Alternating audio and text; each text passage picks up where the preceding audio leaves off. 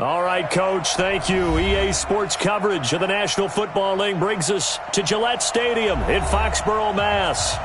Nothing like the fanfare of introductions to an NFL game, and that was in evidence a moment ago. Fireworks, pyrotechnics, you name it. This crowd is ready as their guys get set to match up between the Pittsburgh Steelers and the New England Patriots. Set to go now in Week 6 of the NFL season, and we are underway on EA Sports. And this will be a touchback as that sails over the end line.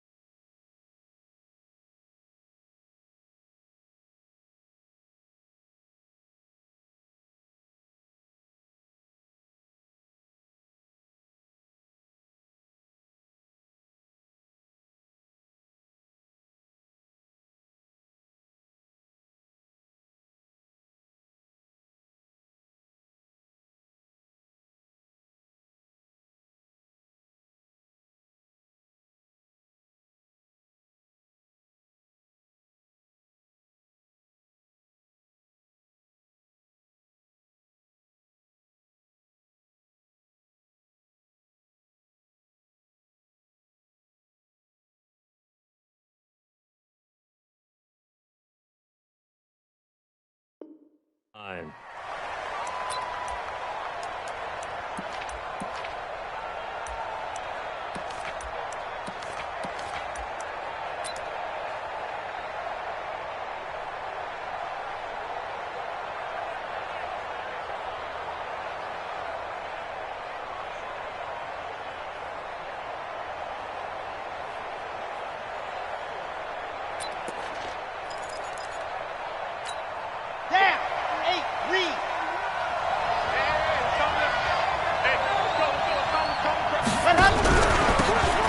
They'll run it now out of the gun.